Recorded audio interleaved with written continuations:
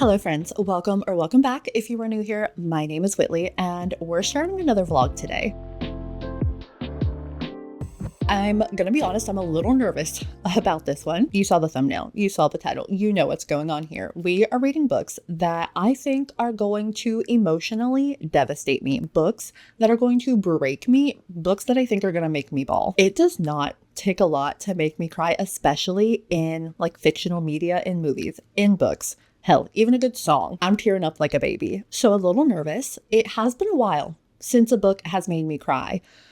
So I'm ready for it. I'm ready for a good sob fest. I'm ready for a book to punch me in the heart. Honey, you've got a big storm coming. And I have very high hopes for every single one of these books. What's on the docket, you ask? Let me show you. Sunrise on the Reaping by Suzanne Collins. This is a Hunger Games prequel following Haymitch. Every single person that I have seen read and review this book says it absolutely devastates them. So absolutely on the list. The Song of Achilles by Madeline Miller. This is a story about two young warriors who are trained and then eventually sent off to war together. And their love story, I am so excited about this one. But again, nervous because the ending breaks people's hearts. So I'm going to see if I'm going to have to add my name to the casualty list on this one. And lastly, the iconic Atmosphere by Taylor Jenkins Reid. This is a sapphic love story between two female astronauts in a NASA program. Again, I've heard the ending is absolutely devastating. So very excited, but also very nervous. But before I submit myself to emotional torture, I am taking today. This is the last weekend that my husband and I are allowing ourselves to treat ourselves. We have been a little frivolous, so we are locking it down. We are shutting it down. Shut it down, followed by a sweeping gesture with your hands. Shut it down. So we're going to go on one last date day trip and have some fun before we are no longer allowed to spend money. And I wanted to bring some joy into my life before I absolutely wreck it with these books. We already have our movie tickets. We are going to see Obsession this morning, and I am so excited. I've been such a huge fan of Curry Barker's work, like the past year or two. And I'm so excited to see what he's going to do with a full-length movie. We also found out about this cute little coffee shop that we've never been to before. They have board games that you can play. So we're going to go get some coffee, maybe play a board game or two, and then have some lunch. I'm so excited. We're just going to have a fun day on the town. And I thought I would bring you along and you can be our third wheel. So let's go on a date.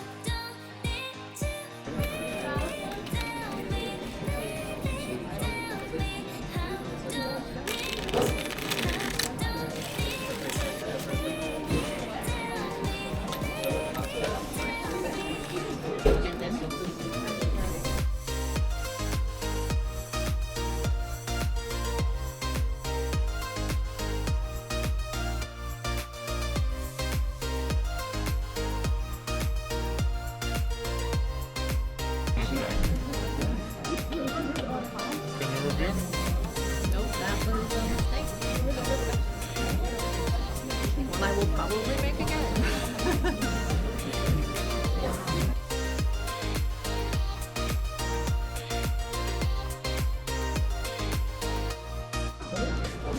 Another. And now I have two green. Switch any one of your stacks with an opponent's stack.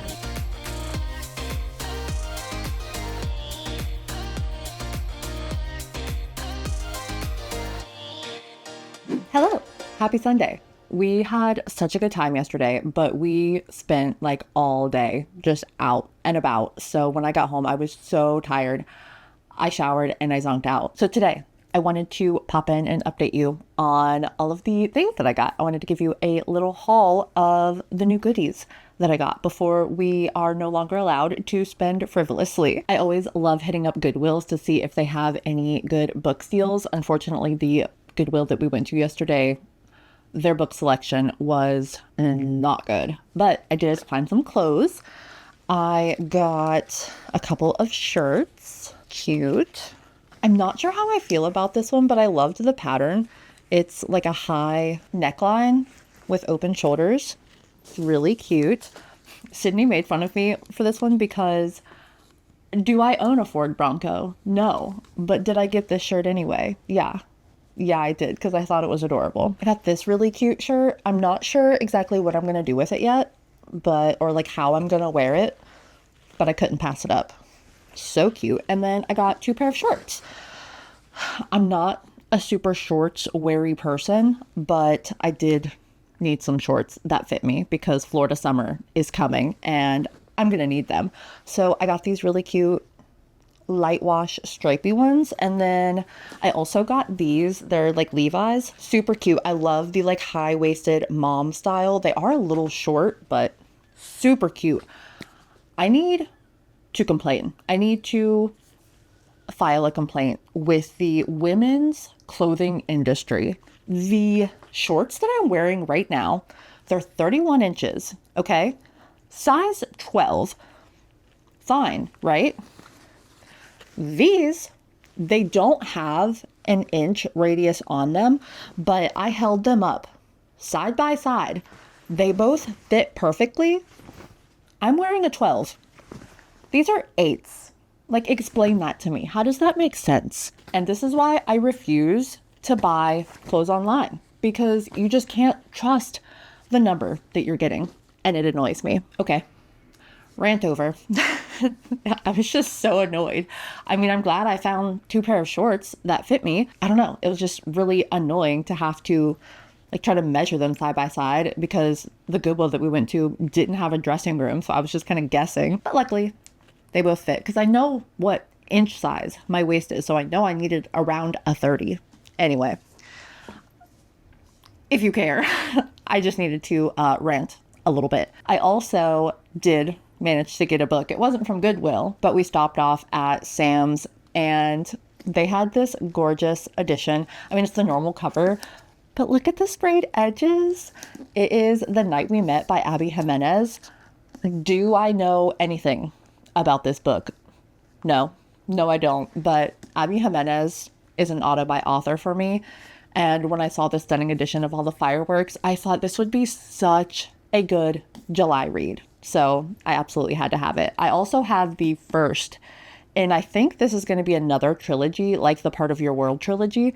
I have the first Say You'll Remember Me as well, that I'm obviously going to have to read first, but I love a good summer romance, so I'm so excited. And lastly, I found an unopened puzzle from Goodwill. I usually don't trust Goodwill puzzles because if I spent all that time putting together a puzzle and it turns out that there is a piece missing, I think I would lose my mind. But this one appears to be unopened and it's so cool. It's the Haunted Mansion. I loved it. So I'm going to put it together, frame it. I love doing puzzles, but if I'm going to spend the time to put together a puzzle, like I'm going to frame it and hang it up on my wall or it's not worth doing. So it has to be an artwork that I really like, that I don't mind, or that I would like to display. And this one was so cool. And that is the little haul from yesterday. We had such a good time. I am obsessed with that coffee shop that we found. Like, it is absolutely going to be a new regular hangout spot for me. There were so many people just hanging around reading. I mean, I didn't have my book with me because Sydney and I went there to have a snack and play some board games, which we did, and it was so much fun. But I would love to just take my book there and chill and drink some coffee. The vibes are so chill. We played 2 board games. The first one was Firewatch, which I won. And then the second one was like a war-inspired card game called Reinforcements, which Sydney won. So we had a good time. And I have also managed to get 75 pages into Sunrise on the Reaping since we last spoke. And oh boy, I am loving this so far, but I am also very concerned because I am already like so emotionally invested in not only Hamish, but his girlfriend that I am very fearful for.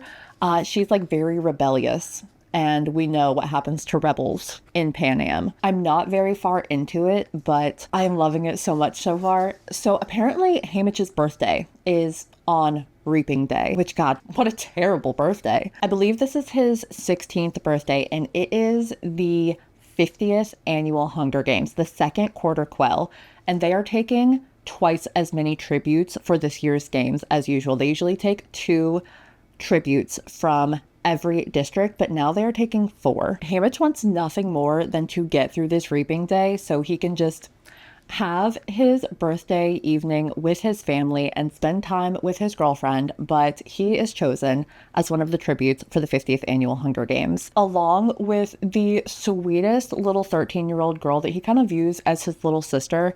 And every time he calls her sweetheart, because they have like this little inside joke, every time he calls her sweetheart, I just melt inside. It's not like romantic, like I said, it's more of kind of like a younger sibling, older sibling dynamic. But oh my gosh, it is just so cute. And like page 75, and I was already like feeling the hurt. Something pretty dramatic just happened 75 pages in, and I have a sick feeling that I know what the result of this accident is going to be. And I don't think my heart's going to be able to handle it. He's so worried about everyone that he's leaving behind. He's worried about his brother. He's worried about his mom. He's worried about his girlfriend. And I think he's already like accepted the fact that he is going to die in a few days, but he is refusing to give the capital any kind of entertainment. He is just refusing to play along with their games. And I just love the rebellion in these books. And I'm so excited to see what the rest of the story has in store, even though I really think it's gonna break my heart. But hey, that is what we're here for. We are here for the emotional damage. I think I just need to prepare myself a little bit, wall up my heart a little bit, so I can survive the next week or so with these devastating books. Hello, friends. Welcome back. Thank you so much for being here. It's so good to see you. You look phenomenal today. I just got done with a little workout. It wasn't a super intense workout today. I'm honestly feeling a little like I need to do a little bit more. I did take some footage of it, but you may not see it. I'm undecided whether I'm gonna have to see it first. I'm gonna have to see what it looks like before I decide whether I'm gonna actually include it in this video. So if you're seeing it, you saw me do my workout. If not, I chickened out. I don't know if I've ever actually talked about it on this channel, but I am doing the Micro Squads Valkyrie program. And if you've read A Court of Thorns and Roses, you know the Valkyries. And that is what this whole workout program is based on, is the Valkyries. And it's so much fun. There's like kickboxing. I have a practice sword that we do like sword drills. It's so much fun. I'm in the final month. There are 4 months out right now. And I just started the last final month, and whew, it is definitely a step up. My glutes, today is Wednesday, and my glutes are so sore from Monday and Tuesday. So I kind of needed a little bit of a chill day. At least my legs needed a little bit of a rest, but I don't know. I feel like I could still do a little more. So I might go to the gym and get some steps in. Sydney's playing basketball tonight, so I have a couple hours to myself, to entertain myself. Speaking of entertaining myself, I have done so with Sunrise on the Reaping for the past 2 days. I am on page 257. I'm 65% of the way through. I've been kind of listening to the audiobook with it as well. I am loving this book so much. It is giving me so much nostalgia. There are so many moments in here that makes me just think of the original trilogy and the original Hunger Games and how Katniss was dealing with all of this.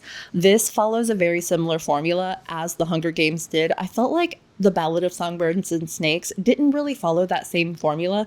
I mean, which makes sense because it wasn't following necessarily a tribute. It was following President Snow as he was mentoring a tribute.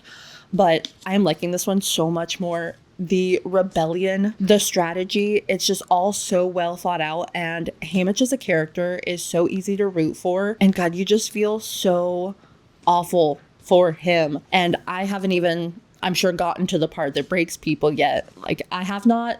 I'm 65% of the way through, and there have definitely been some sad parts. I mean, we are in the Hunger Games where children are sent into an arena to kill each other for the entertainment of the Capitol. So, I mean, there definitely have been some heartfelt, heavy moments, but nothing to where I felt like, you know, I might shed a tear. But I still have 35% of the way to go. I am really loving all of the characters in this book, and there are so many, with them reaping double the amount of tributes and the friendships and the familial ties and the alliances that are being drawn. And God, they're in the arena now, and terrible things again have happened, and it's really heartbreaking to see what the Capitol is specifically putting Haymitch through. There was a line pretty early on in the book. It was from Maisie Lee, one of the female District 12 tributes.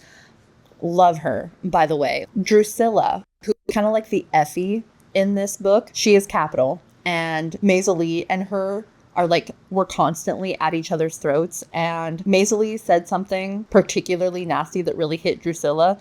And Drusilla says, I hope you do win. You have no idea what's in store for you then. You know nothing. So she's like insinuating that winning the games is worse than like dying in them. Which, from what we see of Haymitch in the original trilogy, and from the heartache that he has already went through, and I know that he is going to be forced to survive with, and I still have more to go, like, that hit. Like, I can see where maybe surviving would be worse. And that's just terrible to think about. And it's heartbreaking, and I'm loving this so much. Y'all know me. I have like the sweetest spot in my heart for characters that just go through it, that are just drug through the ringer. I love to read about it. I don't know why, but I love it every time. And this is no exception. So I'm very excited to finish this. I'm a little nervous, but I'm excited. I'm loving it so much. Ooh, and we match. Cute. I don't have any gold, but my purple matches. Love it. So I think I might go to the gym, get some steps in. Hello. I also have to finish my overnight oats. I'm so boring. I am a creature of routine. I always have like the same exact breakfast. So I have to meal prep a little bit. And I got a big juicy watermelon this weekend. And we haven't had room in the fridge I have this huge bowl that I put my watermelon in, but was not room in the fridge with some of the groceries that we had. But now that we've had a couple of meals since I got the watermelon, we might actually have some room in the fridge. So I'm going to cut up some watermelon. I'm going to go for a walk and possibly, maybe, finish this up. If not, finish it up, get pretty close tonight. Wish me luck.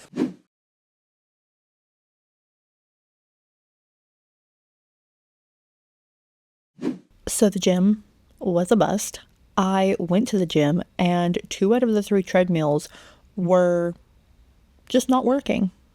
So I got all my stuff situated and then had to leave because someone else was on the working treadmill. Nice gentleman tried to help me get the treadmills working, but no bueno, no success. Had some dinner, got myself ready for bed, and now I am going to finish this baby up. I am on page 262 of 282. I have 20 pages left. There was a moment where I came very close to crying. It was very sad, but I have not shed a tear yet, but we have 20 pages left, friends, so I feel like if it's going to happen, it's going to happen now. So I thought we would hunker down in bed and finish Sunrise on the Reaping together. Also, cannot believe I forgot to tell you my thoughts on Obsession. I realized it and just kept forgetting to turn the camera back on to tell you. Sydney and I went and watched Obsession. Phenomenal. Like, one of the best horror movies I've seen in a very long time. It was giving Smile. Not quite as many jump scares, but it was giving the same vibes as that. And Smile, both of those movies were some of the scariest movies I've ever seen to this day. And I love them so much. I hate them, but I love them. And Obsession was giving those same feelings. It was so good, so creepy. I loved it. Highly recommend. If you like horror movies, you need to go see Obsession. I'm so proud of Curry Barker, and I already cannot wait for whatever he does next. Anyway, can't believe I forgot to mention that in the previous clip and in the clip before that. So had to get that out of the way. Now we are going to finish Sunrise on the Reaping.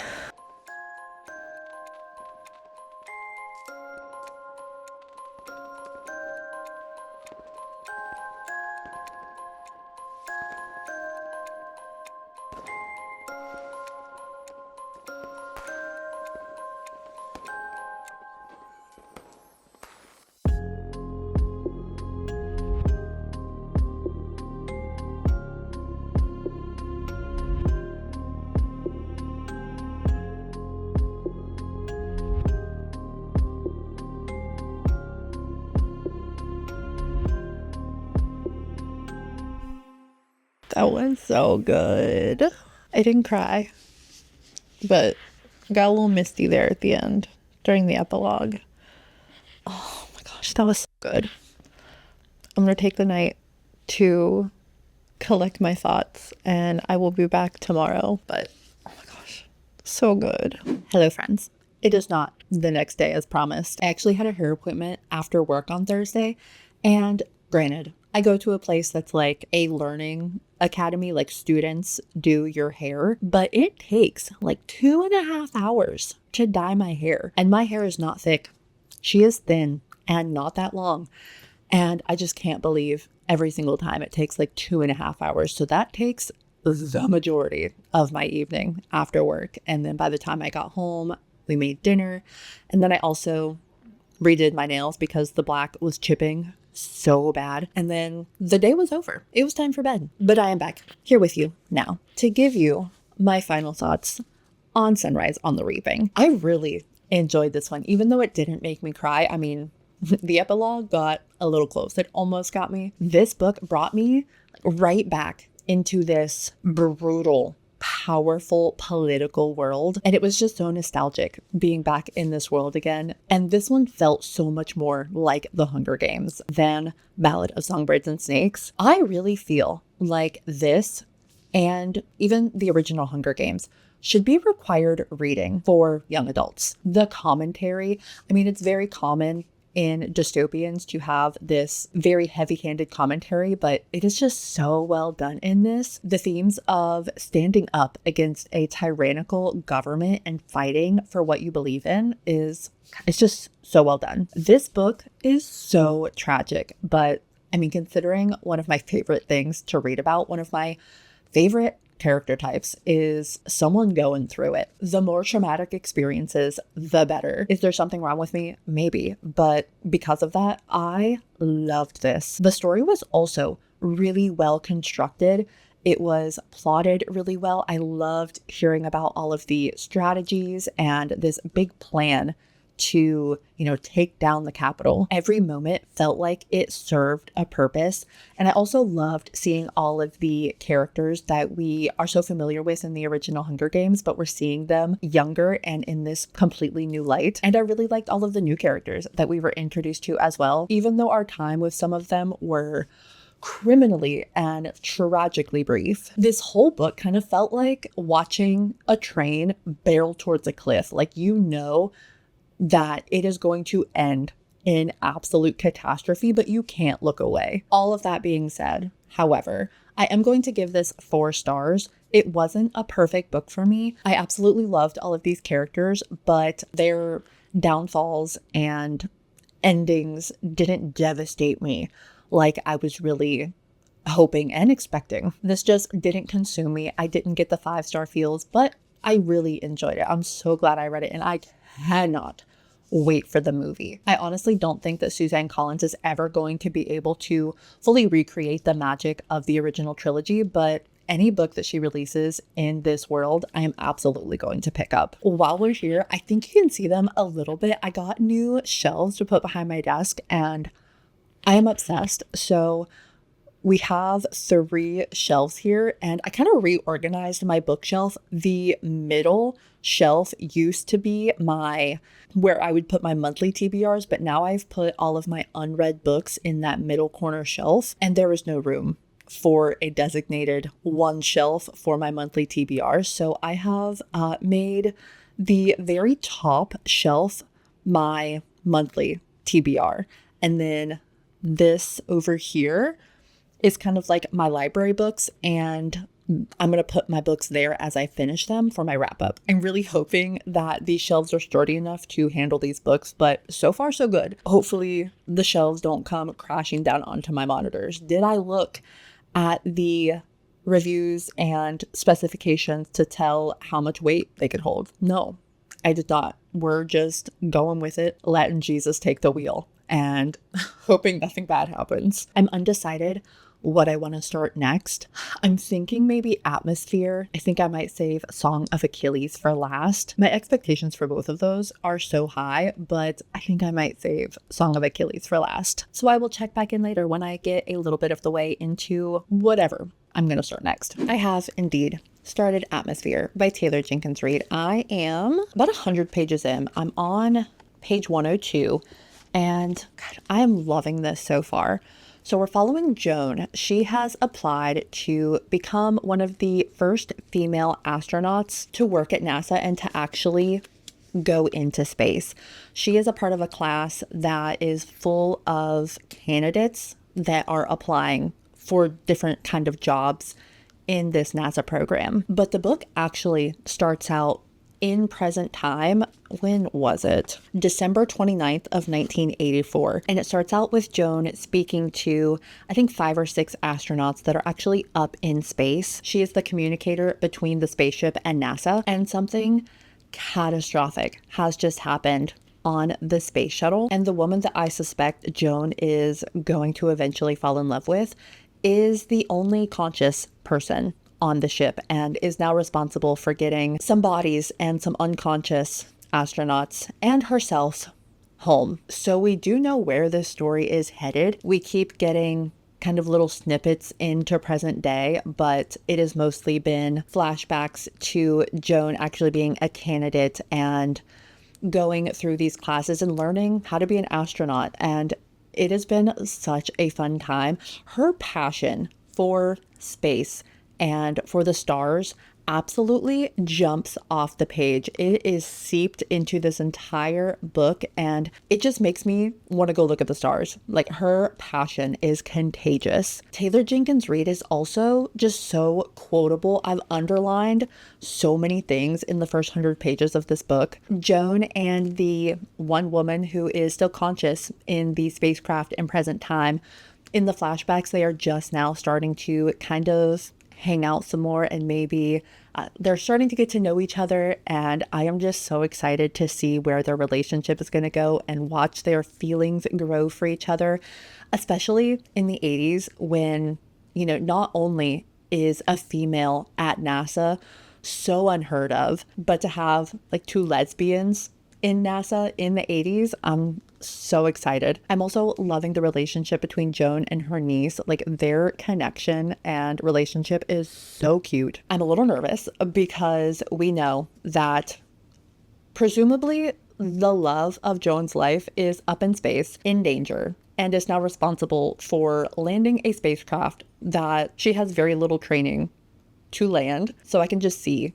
where this is headed. And I am anxious. I am nervous, but I am loving the lead up. I'm loving these characters. I cannot wait to get more into the relationship of Joan and Vanessa. She's going to build me up with all of this love and cuteness. And then I fear that she is just going to rip my heart out and take it all away. But I guess there's only one way to find out. We must continue. There's also something about this book that just begs to be read outside. So I think sometime this weekend, I'm going to try to get outside to read some of this book because, I don't know, something screams that I need to read this outside. So hopefully I can fit that into the weekend plans.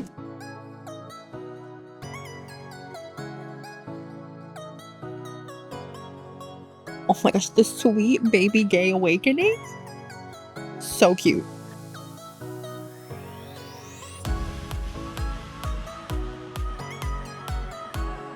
I cannot with Joan's sister.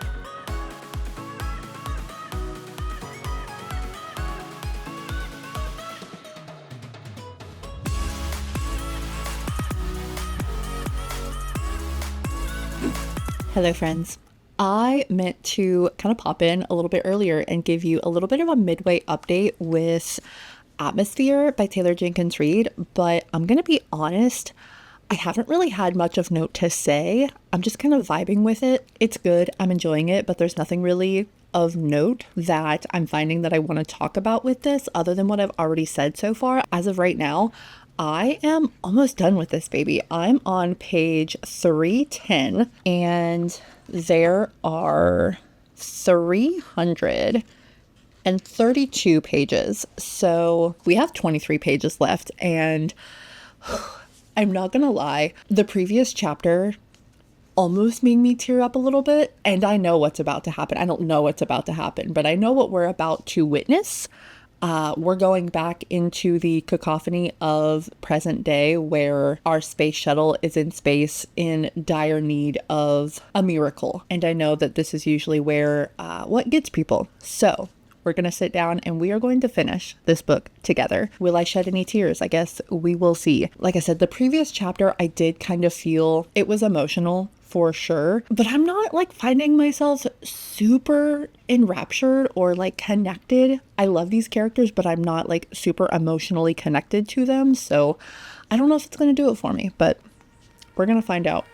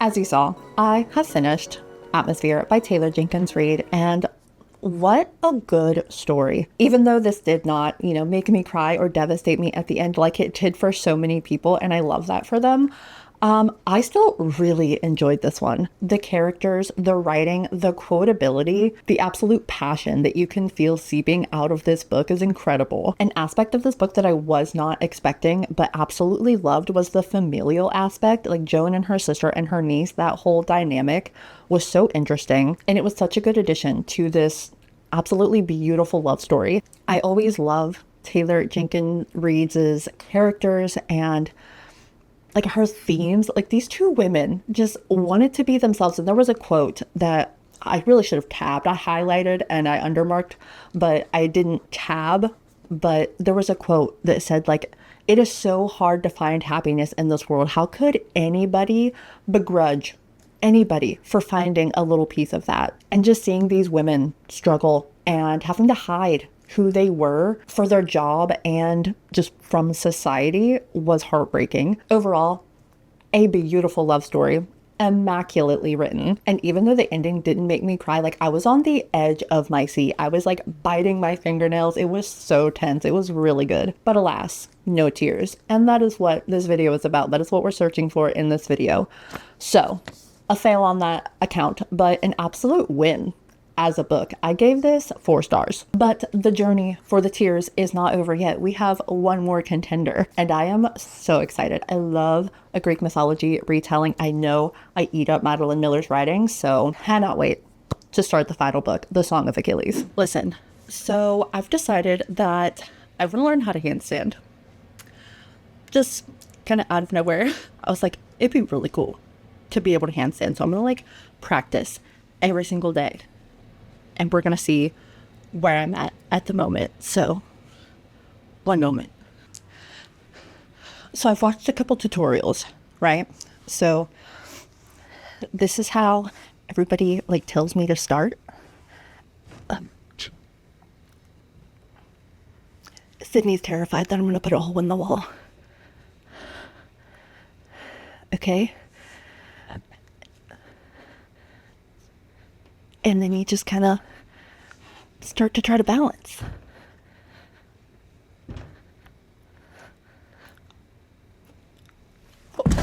Oh, okay.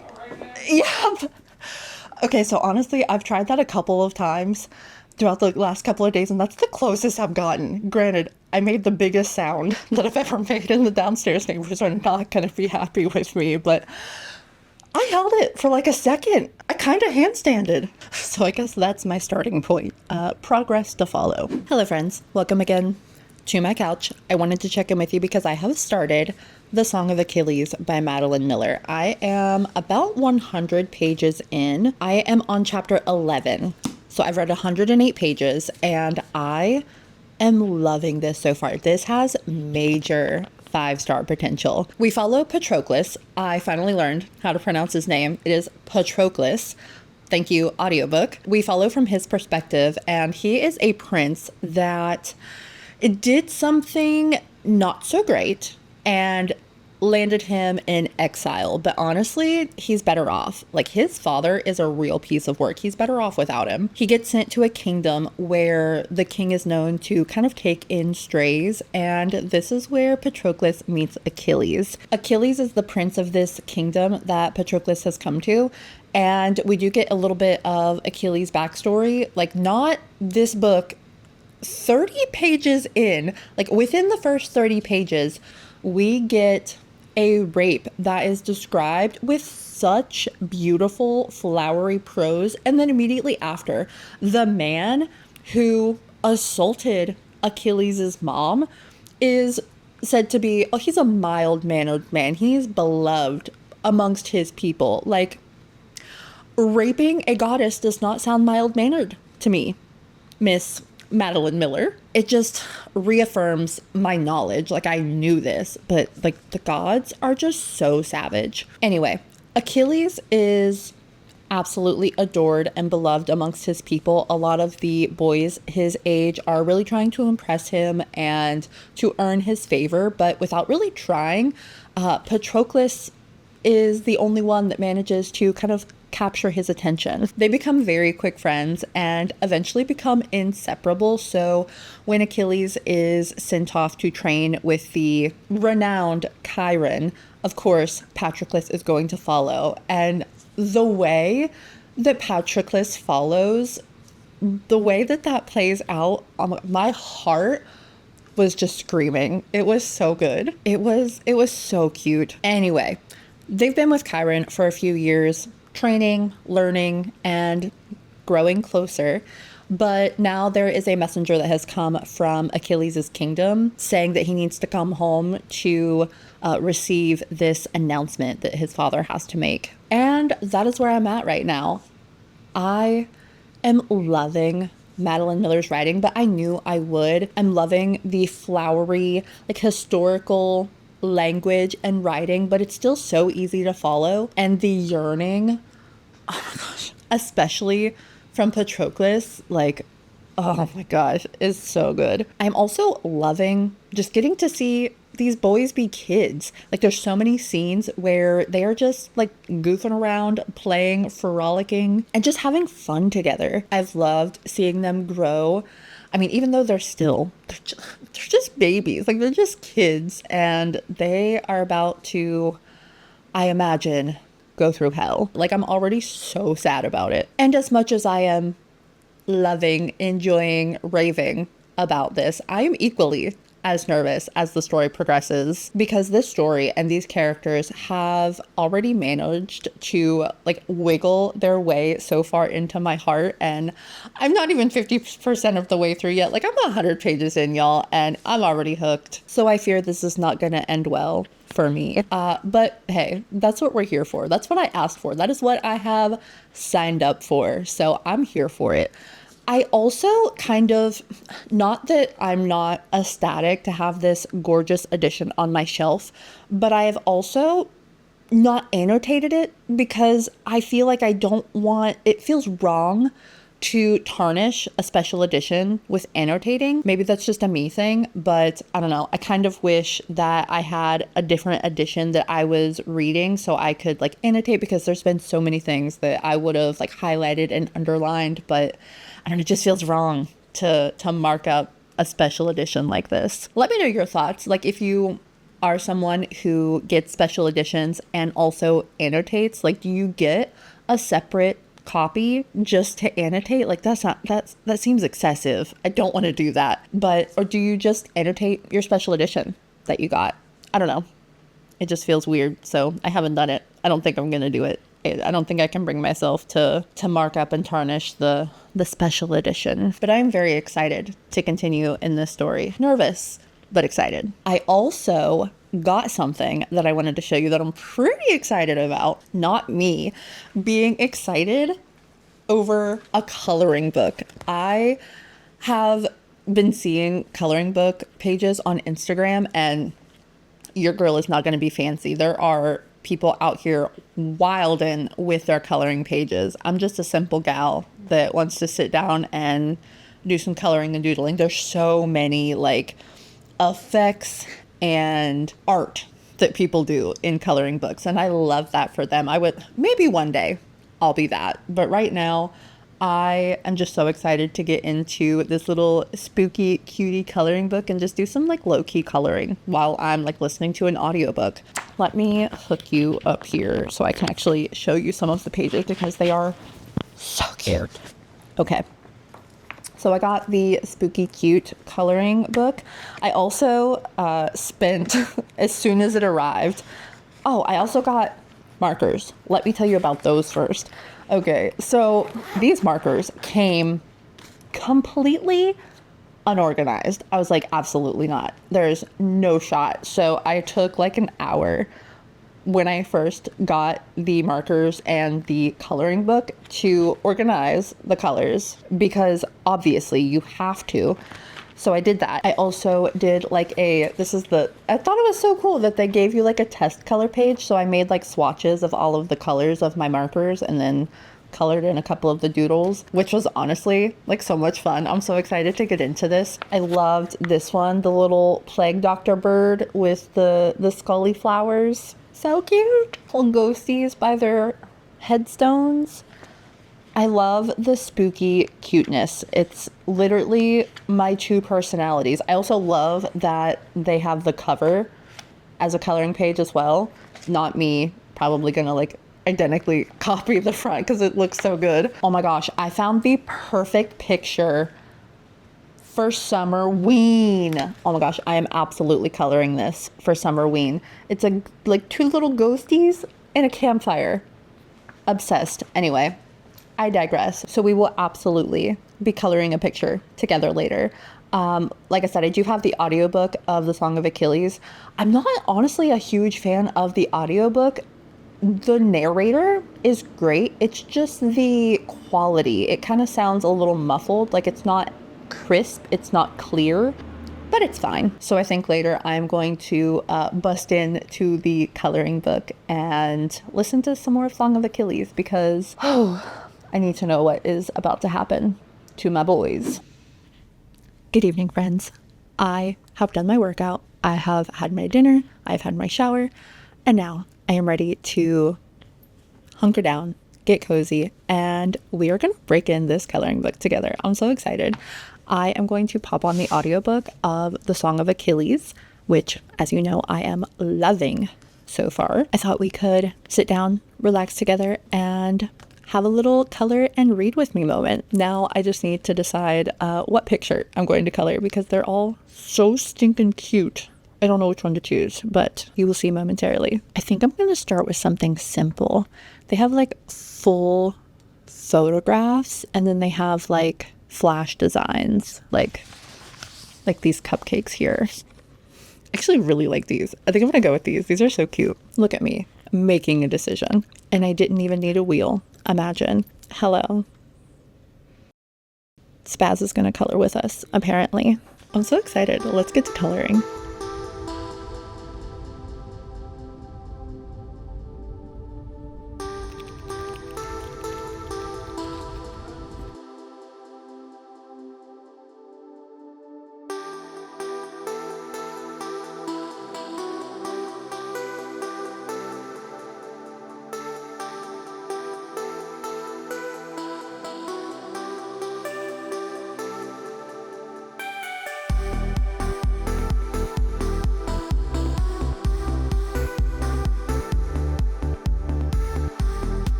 So I fear I may have jinxed myself. I am on chapter 25. I'm on page 270. I'm about, I don't know, 70% of the way through. I'm still really liking it, but the middle has kind of dragged for me a little bit. I don't want to say dragged. It's still interesting, but it has not captivated me nearly as much as the beginning did. I think because we're getting less of like their relationship, we're getting less of Achilles and Patroclus together. It's more about the war. They are in Troy now. So, I mean, it is natural that that is going to take the forefront of the plot, but that has just kind of hindered my enjoyment just a touch. Achilles is out there fighting every single day for pride and glory, but he does come home to Patroclus every night. So we are definitely still getting moments of them together.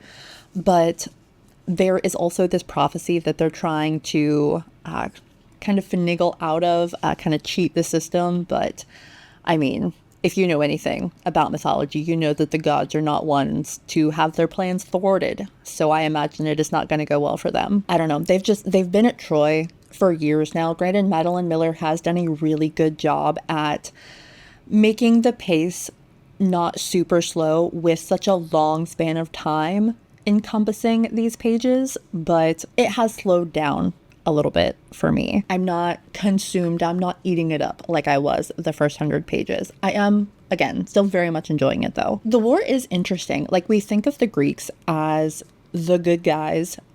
I mean, granted, I'm not saying that they're not, because the Trojans did supposedly kidnap Helen, which kind of kicked off the war. But some of these Greeks are like a little, some not even a little, like a lot, like despicable. Not our boys, of course, not Achilles and not Patroclus, never our sweet Patroclus. But a lot of these Greeks are like pillaging and raiding these innocent farm villages and taking their women as like sex slaves. And I mean, I guess especially back then, I mean, in war, there is no good guys and bad guys. There's just winners and losers. But I did find it interesting that it all really depends on who wins, as what history views as the good guys. I've also really loved some of the like absolute savagery that we have witnessed in this, like not necessarily graphic, but just like what these men are doing to try to win this war. I'm loving all the talks of the gods, even though it's not as prevalent as I was expecting. Overall, again, still very much enjoying it. It's just slowed down a little bit from the beginning. But I am excited to keep going and finish this baby up and to see if this is finally going to be the one that that breaks me, that makes me shed a tear. Guess we'll see. Well, she did it. Some tears have been shed. The camera wasn't on because I didn't expect. I mean, I'm only on page like 345 out of, I don't know, I guess I am getting pretty close to the end, I guess. Because all of this is like, oh gosh, there's so much like after stuff. That's a character glossary. What is this? Okay, there's the acknowledgements. So 372. I can't. Listen, so much of this book is like extras. I didn't realize how close to the end I was. My poor boy. Oh, okay. I guess I'm just gonna keep trucking. I'm gonna keep reading and hope that was the worst of it. I only shed a couple tears. It wasn't like sobbing, but I'm so sad. Okay. All right. Let's go. Let's keep going.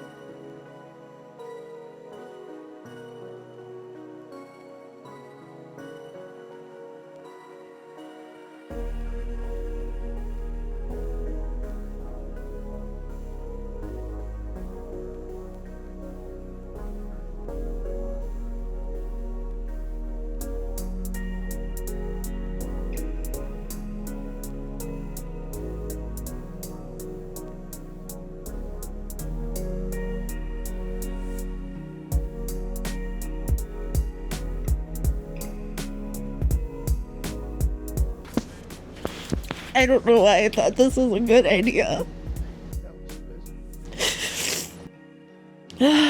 Well, I finished it, but it kind of finished me. I don't know why I thought this was a good idea.